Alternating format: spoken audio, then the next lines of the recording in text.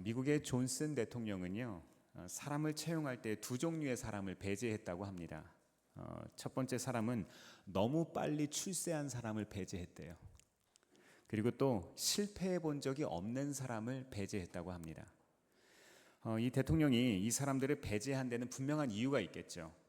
쉽게 출세한 사람은 독선적이 되기가 쉽고, 또 실패한 경험이 없는 사람은 남의 아픔을 이해하지 못하기 때문입니다. 그렇다면 오늘 말씀의 제목처럼 그리스도인들에게는 어떤 기준이 적용이 될까요? 오늘 말씀에 보면은요, 예수님이 소위 이 제자를 채용하시는, 하나님의 사람들을 부르시는 그런 기준에 대해서 소개하고 있습니다. 이 보통 상식, 이 사람들의 상식과는 조금 다른 기준을 제시하고 계시는데요. 이 시간 예수님의 이 세 가지 기준을 통해서 우리의 영적 성장을 꼭 경험하시기를 바랍니다. 이 첫 번째로 예수님의 기준이 뭘까요?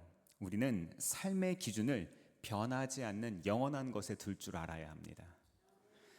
마가복음 7장 3절에서 4절 중반부 같이 한번 읽어보겠습니다. 시작. 바리새파 사람과 모든 유대 사람은 장로들의 전통을 지켜 규례대로 손을 씻지 않고서는 음식을 먹지 않았으며, 또 시장에서 돌아오면 몸을 정결하게 하지 않고서는 먹지 않았다. 아멘. 지금 이스라엘 사람들, 유대 사람들 전통에 대해서 이야기하는 겁니다. 율법이라는 것은 구약 시대에 하나님께서 이스라엘 백성들을 지키라고 법으로 규정해 주신 거죠. 그 율법에 보면 이제 이스라엘 사람들이 어떤 정결 예법에 대한 이야기들을 많이 하십니다. 근데 거기에 이런 이야기가 있었나 봐요. 우리가 말씀을 읽다 보면은요, 근데 한 가지 관과하는 것이 있습니다. 이 전통보다 중요한 게 있다는 것을 우리는 잊어버리고 삽니다. 그게 뭘까요? 우리 뭐 잊어먹고 살죠? 우리는 삶의 기준을 계속해서 하나님의 말씀의 가치관으로 바꿔야 돼요. 하나님의 말씀 자체를 지키지 말고 하나님의 말씀의 가치관을 지키라는 겁니다. 이게 굉장히 미묘한 차이입니다. 근데 면밀하게 이 부분을 살펴보면은요, 우리가 하나님 말씀 자체를 지키는 사람들이 있습니다. 어떤 분들은 이런 분들이 있어요. 저는 하나님의 말씀을 1.1획도 어긋남 없이 그대로 지킵니다. 이런 사람은 있을 수가 없습니다. 왜냐하면 이 말씀은요, 쓰여진 연대가 2000년 전이고 3000년 전이잖아요. 그때의 가치관을 가지고 기록한 말씀입니다. 그렇기 때문에 시대에 따라서 재해석돼야 되는 겁니다. 그러기 위해서 우리가 정규 신학 교육을 받은 목회자들이 말씀을 또 강론하고 함께 나누기도 하죠. 그러니까 말씀을 우리의 삶에 그대로 지킨다는 것은 우리의 말씀을 우리의 삶의 하나의 가치관으로서 받아들이고 그것으로 우리의 삶이 변화된다는 것을 의미하는 겁니다. 누군가한테 인정받는 거 참 좋은 일입니다. 참 행복한 일이죠. 사람은 인정받을 때 성취감과 자존감이 올라가게 됩니다. 또 건강한 사람으로 자랄 수 있기도 합니다. 근데 많은 사람들이 그렇지 못한 삶을 경험하고 사는 것 같아요. 우리가 가진 자원과 능력으로는요, 세상에서 열심히 살아보기는 하는데 어려운 상황들을 참 많이 만납니다. 늘 제한적인 결과를 얻습니다. 이 어린 시절 우리가 꿨던 꿈들 뭐 있으십니까? 저 어렸을 때만 해도요, 친구들한테 물어보면은 꿈들이 보통 뭐 대통령, 뭐 과학자, 뭐 이런 이야기들을 참 많이 했던 기억이 있습니다. 저 어렸을 땐 그랬어요. 근데 이게 현실이라는 벽에 부딪히다 보면 어떻게 됩니까? 아, 나는 안 되는구나. 했는데 안 되는구나라는 생각을 하죠. 심지어 가정에서도 인정받지 못하는 그런 경우들을 우리는 만납니다. 흔히 듣는 소리로 쟤는 누구 닮아서 그래? 누구 닮긴 누구 닮아요? 엄마 닮고 아빠 닮았지. 그치요? 결코 애들 좋은 학교 가라고 뭐라고 하지 마세요. 엄마 아빠 성적 더하고 나누기 2하면 성적이 나옵니다. 뭐라고 하지 마세요. 잘하면 고마운 거고 못하면 어쩔 수 없는 거 아닙니까? 거기에서부터 우리는 시작하는 겁니다. 또 이런 이야기를 하기도 하죠. 너 또 그랬구나. 이대로는 하나님께서 창조하셨던 오리지널 디자인대로 우리가 자라기가 어려워집니다. 하나님의 원래의 창조의 목적, 그 사람의 원래의 사명과 부르심대로 살기가 어려워진다는 거죠. 거봐, 너 할 수 있어. 하니까 되잖아. 이런 격려를 받아야 되잖아요. 그렇죠? 또 너는 하나님의 작품이야. 너는 하나님의 존귀한 자녀야. 이런 이야기를 자꾸 들으면 우리가 어떻게 됩니까? 우리의 자존감이 채워지고요. 우리의 삶의 변화가 시작되기 시작합니다. 인정의 말들, 이런 격려의 말들이 힘이 나게 합니다. 그리고 그거 아십니까? 누구에게 인정받느냐가 중요한 거예요. 저도 최근에 만났던 제 동료 목회자들이 있는데 그 목회자들이 저에 대해서 자그마한 칭찬 하나를 해줬습니다. 제가 그 얘기를 듣는데 굉장히 기쁜 거예요. 왜냐하면 제가 인정하는 사람들이거든요. 제가 좋아하는 사람들만이 아니라 여러 가지 목회적 역량이 탁월하고 참 제대로 쓰임받고 있구나라고 제 스스로 믿고 있는 그런 분들이 저를 칭찬하니까 너무 기쁜 거예요. 아이들도 이게 진짜 인정인지 가짜 인정인지 다 압니다. 물론 할아버지 할머니들이 이 손주들 칭찬하시는 거 너무 좋죠. 그런데 너무 과도한 칭찬은 독이 되기도 합니다. 진짜 칭찬을 해줄 수 있어야 합니다. 그렇다면 우리는 어떻게 그리스도인으로서 참 인정이라는 것을 경험할 수 있을까요? 그거는요, 삶의 기준을 사람의 교훈이 아니라 하나님의 말씀에 둘 때 그것이 가능해집니다. 성경이 우리 존재에 대해서 뭐라고 말씀하시는지를 우리의 삶에 깨닫고 적용해야 한다는 거예요. 야고보서 1장 17절에 이런 말씀이 있습니다. 하나님께는 변함이나 회전하는 그림자가 없다. 이것은 무엇을 이야기합니까? 하나님의 기준은요, 시대에 따라서 불변한다는 것을 이야기를 합니다. 하나님은요, 세상의 어떤 기준에도 흔들리시는 분이 아니세요. 세상 사람들이 우리에게 손가락질 할 때 있습니다. 부정적으로 평가할 때도 있어요. 아무도 내 마음을 알아주지 못하는 그럴 때가 있어요. 우리가 인생의 바닥을 경험하는 그런 순간에도 하나님은 언제나 누구 편이시라고요? 우리 편입니다. 우리를 인정하시고 우리를 알아주시고 우리를 만나주십니다.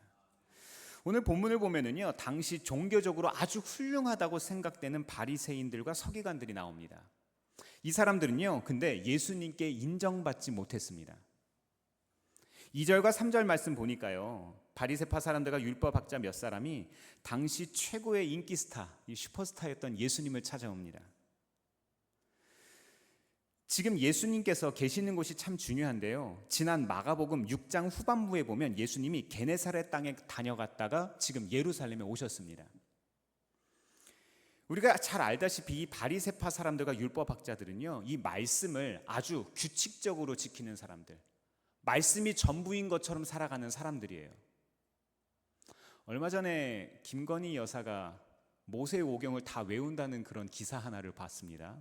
실제로 그러신지 아닌지는 모르겠습니다만, 진짜 바리새인이 되려면은요, 모세오경을 암송해야 합니다. 창세기, 출애굽기, 레위기, 민수기, 신명기를 암송해야 된다는 거. 이거는요, 보통 사람이 할 수 있는 게 아니에요. 이 사람들은요, 하나님이 만드신 율법의 의도와 목적이 아니라 율법 자체를 수호하는 사람들이었어요. 율법 자체를 지키는 사람들이었다는 겁니다.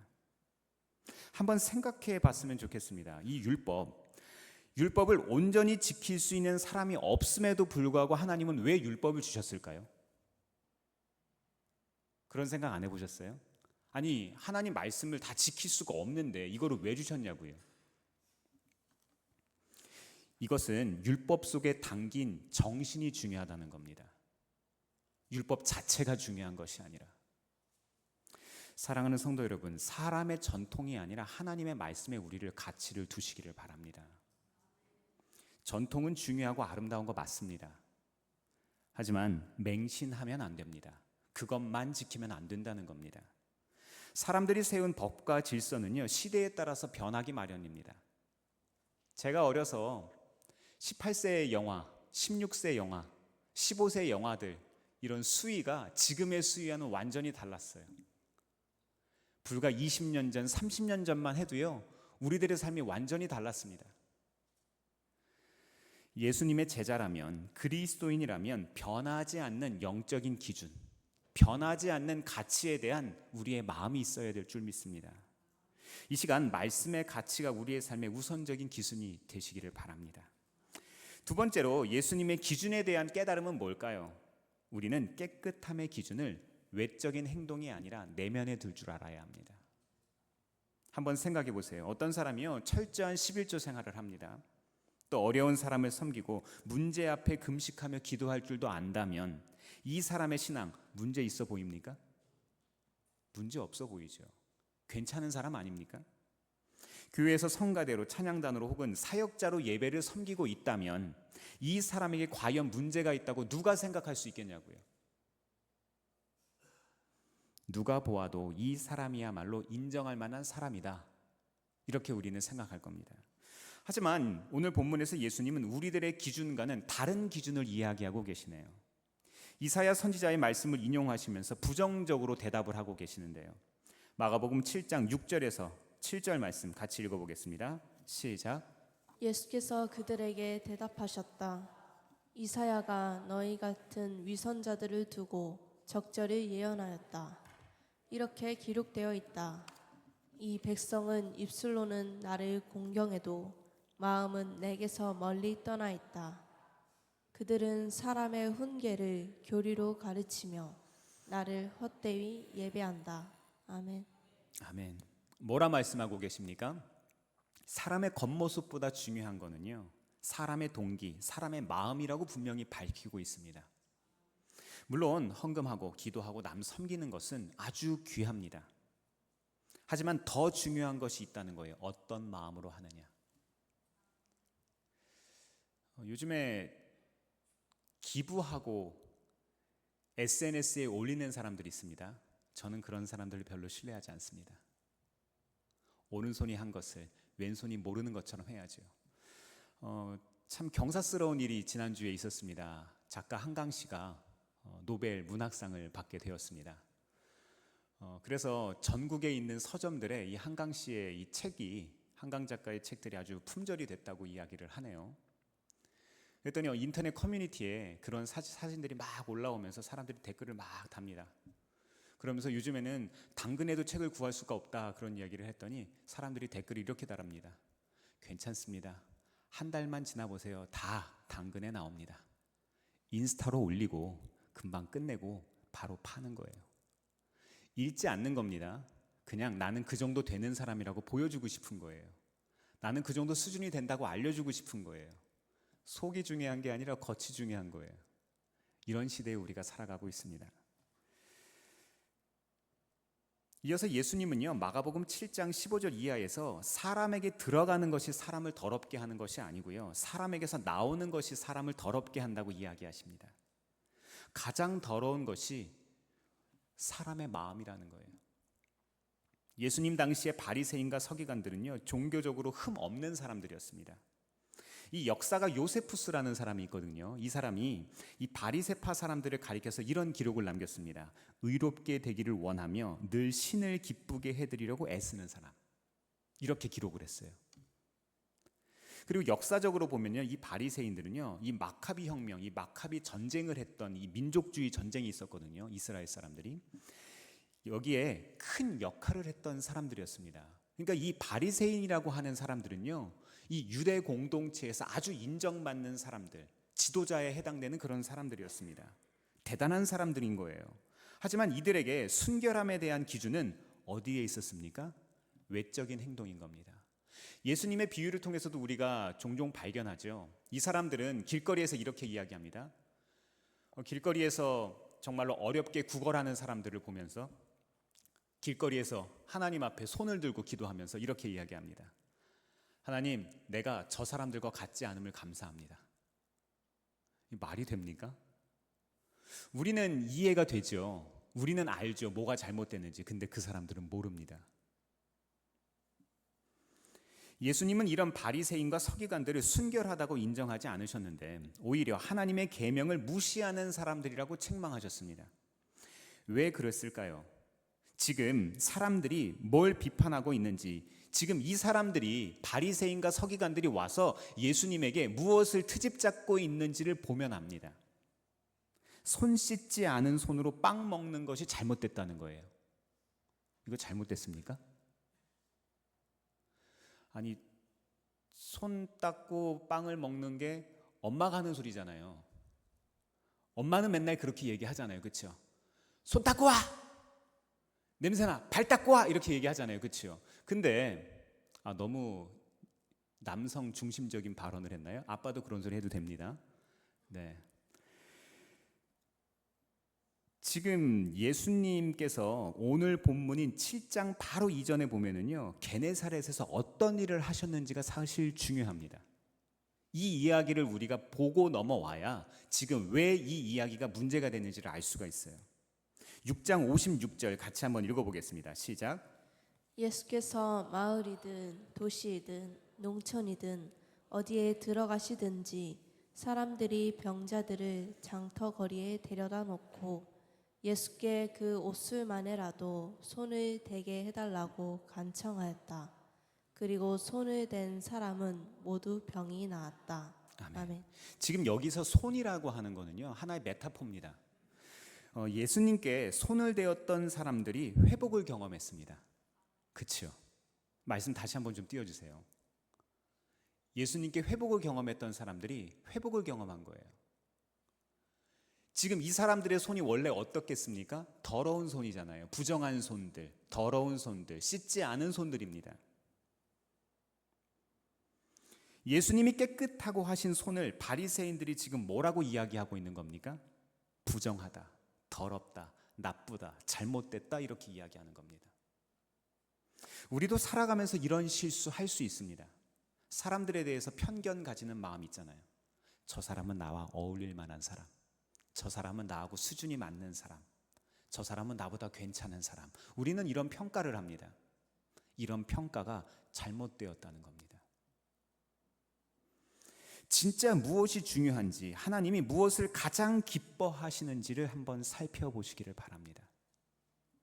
그렇다면 어떻게 하나님이 인정하시는 그런 제자, 자녀의 삶을 우리가 살아갈 수 있을까요? 순결함의 기준을 바꿔야 합니다. 바리새인과 서기관들처럼 종교적인 모습으로 나는 그리스도인입니다 이렇게 이야기해서는 안 된다는 겁니다. 우리는 그렇게 안심해서는 안 된다는 거예요. 그냥 주일 성수한다고, 우리가 헌금 생활 한다고 우리가 안심해서는 안 된다는 것을 성경이 이야기합니다. 하나님은 우리의 마음을 감찰하시는 분이시죠. 성전 안에 있어도 우리의 마음을 아시고요, 성전 밖에 있어도 우리의 마음을 아시는 분입니다. 우리의 일상 속에서 아무도 없을 때 우리는 과연 누구입니까? 우리는 과연 어떤 생각을 하고 살아갑니까? 우리 마음의 동기와 목적을 아시는 하나님께서 우리의 삶의 민낯을 모두 명명백백히 알고 계시다는 거예요. 이런 우리가 어떻게 하나님의 이 예수님의 높은 기준에 맞출 수 있을까요? 우리의 뜻을 그분의 뜻에 조율하는 겁니다. 저는 이것을 예수님을 바라본다라고 표현하고 싶어요. 악기가 제 소리가 나려면 정확한 음으로 조율해야죠. 저기 미국에 있는 저희 그 누님께서 그 피아노를 전공을 하셨어요. 그 예원 학교를 나왔어요. 예원 예중 서울예고를 피아노를 전공을 했습니다. 아주 피아노를 잘 치는 사람이에요. 근데 피아노가 집에 갔더니 그랜드 피아노가 있는데 1층 집에 1층에 방치가 되어 있는 겁니다. 누나 이거 왜 안 쳐? 그랬더니 조율이 안 됐어. 이사 간 지 1년 반이 됐는데 아직도 조율을 안 했대요. 물론 사정이 있겠지만 아무리 비싼 악기라도 제가 이렇게 눌러봤거든요. 제 귀에 듣기에는 괜찮아요. 근데 그 사람이 듣기에는 아닌 거예요. 그러니까 연주를 할 수가 없는 거예요. 하고 싶어도 할 수가 없는 겁니다. 아무리 비싼 악기라도 조율이 되어 있지 않으면 바로 사용할 수가 없습니다. 사랑하는 성도 여러분, 하나님께서는 우리를요 최고의 작품들로 만드셨습니다. 최고의 악기들로 만드셨어요. 그리고 우리에게 창조적인 능력들을 주셨죠. 저마다 각자 할 수 있는 최고의 것들을 허락하셨습니다. 창세기를 보니까요, 에덴 동산에서 아담은 세상 모든 동물들의 이름을 지어줍니다. 아주 창조적인 능력이 있는 거예요. 아주 탁월한 거죠. 하나님의 신적 능력이 우리 안에 저마다 있다는 것을 의미합니다. 그런 우리가 세상의 기준에 따라서 조율이 되면 어떻게 됩니까? 세상이 내는 소리를 내게 됩니다. 세상이 원하는 소리를 내게 된다는 거예요. 세상이 원하는 소리만 연주할 때 하나님이 슬퍼하시게 되겠죠. 그래서 우리는 하나님의 뜻에 조율되는 삶, 하나님을 바라보는 삶, 예수님을 따라가는 삶을 우리가 살아야 한다는 겁니다. 저는 이것을 성령으로 충만해지는 것, 예수님과 동행하는 삶이라고 고백합니다. 세 번째로 이 예수님의 기준에 대한 깨달음은 뭐가 있을까요? 어떤 조건보다 앞서는 것은요, 전적인 신뢰와 사랑입니다. 마가복음 7장 27절에서 28절 말씀 같이 읽어보겠습니다. 시작. 예수께서 그 여자에게 말씀하셨다. 자녀들을 먼저 배불리 먹여야 한다. 자녀들이 먹을 빵을 집어서 개들에게 던져주는 것은 옳지 않다. 그러나 그 여자가 예수께 말하였다. 주님, 그러나 상 아래에 있는 개들도 자녀들이 흘리는 부스러기는 얻어먹습니다. 아멘. 우리는 이 수로보니게 여자의 비유에 대해서 여러 번 들었습니다. 지금 예수님께서 이방 여자에게 믿음을 시험하고 계시는 거죠. 딸이 아파서 찾아온 여자가 예수님께 치유함을 부탁을 드렸더니 예수님께서 이방인들에게 이런 일을 하는 것은 옳지 않다고 엉뚱한 대답을 하십니다. 그랬더니 이 여자가 하는 이야기가 개들도 주인의 상에서 떨어지는 부스러기는 먹습니다. 부스러기만한 은혜라도 좋으니 그것을 구하는 모습을 했을 때 예수님께서 이 여자에게 칭찬하시는 내용들이 나오죠. 우리는 믿음이 좋다는 것을 오해합니다. 종교 생활 잘하면 믿음 좋다고 생각할 수 있습니다. 성경 지식이 많으면 믿음이 좋다고 착각할 수 있습니다. 하지만 아니라는 거예요. 믿음은 그런 게 아니라는 겁니다. 그렇다면 믿음의 기준이 뭘까요? 예수님을 전적으로 신뢰하고 그분을 사랑하는 마음입니다. 은혜 받을 자격이 없지만 이 예수님께서 부스러기 같은 은혜라도 주시면 문제가 해결될 수 있다는 마음, 이것이 믿음인 겁니다. 수로보니게 여인이 그랬어요. 이 사람은요, 유대인들이 상종하지 않는, 순결하지 않다고 여기는 이방인이었습니다. 당시 사람들의 기준으로는요, 부정한 여인이었고 딸이 아팠으니 이 당시 고대 사회는요, 사람이 아프면 그것은 죄를 졌기 때문이라는 그런 생각들이 있던 사회였어요. 그러니까 이 사람은요, 아주 부정한 사람 중에 부정한 사람입니다. 그러나 이 여인은요, 은혜를 사모하는 믿음이 있었습니다. 성경은 일부러 이 바리새인들의 모습과 수로보니게 여인의 모습을 대조하고 있는 거예요. 딸이 아픈 상황에서 이 이방 여인에게 누구밖에 없습니까? 예수님밖에 없었을 겁니다. 할 수 있는 것은 다 해봤을 거예요. 자기의 능력으로는 할 수 있는 모든 것을 했지만 딸은 여전히 아픕니다. 이런 상황에서 이 사람이 할 수 있는 것은 예수님을 찾는 것이었습니다. 이 여인은요, 부스러기 같은 은혜라도 주시면 문제가 해결되고 내 삶이 달라질 것이라는 분명한 믿음이 있었습니다. 예수님이 주시는 것이라면 언제나 옳다는 것을 믿었어요.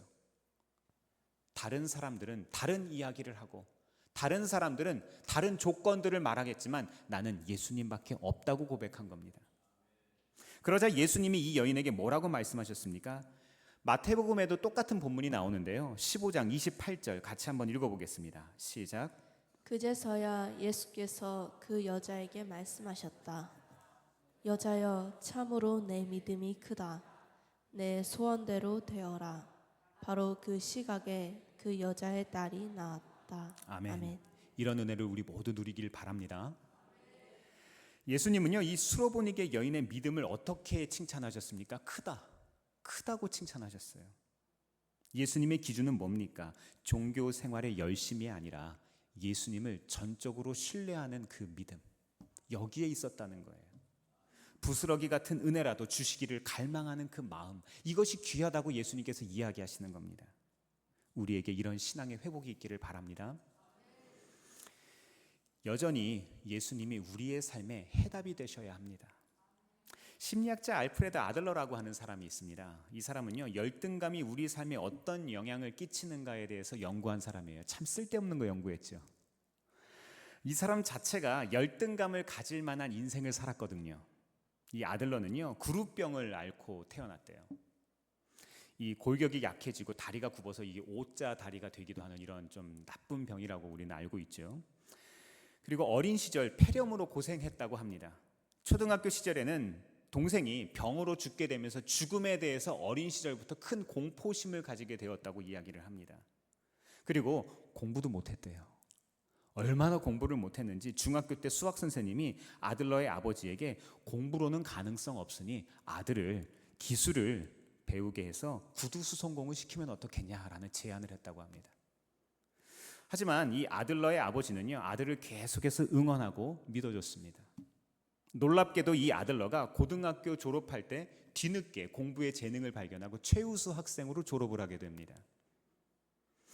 어린 시절부터 열등감과 가까운 인생을 살았던 아들러인데 의사에 대한 꿈을 꾸게 되고 의과대학에 진학해서 안과 의사가 됩니다.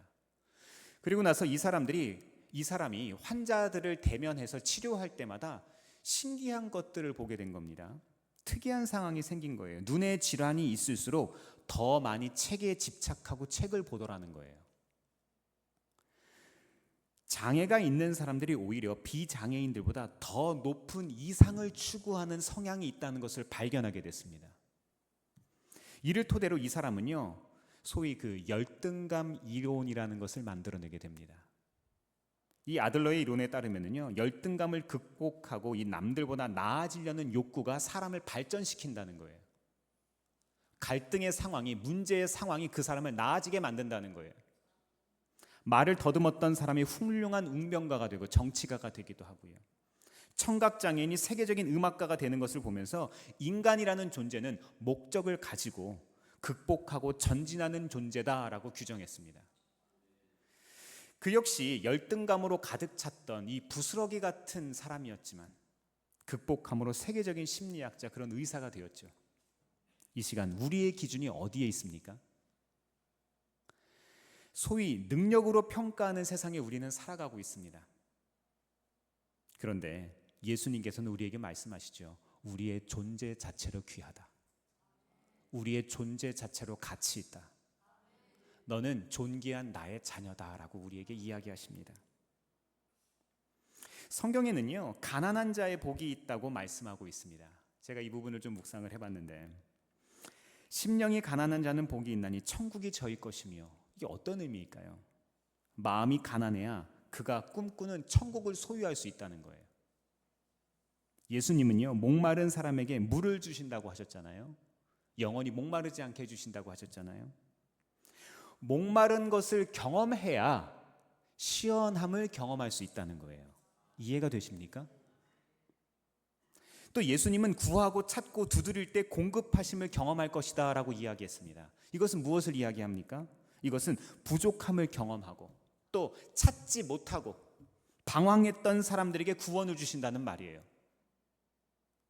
우리는 어두움을 통해서 빛이 있다는 것을 깨닫습니다. 그럼에도 세상은 여전히 우리에게 가난하다고 부족하다고 이야기합니다. 너는 안 돼.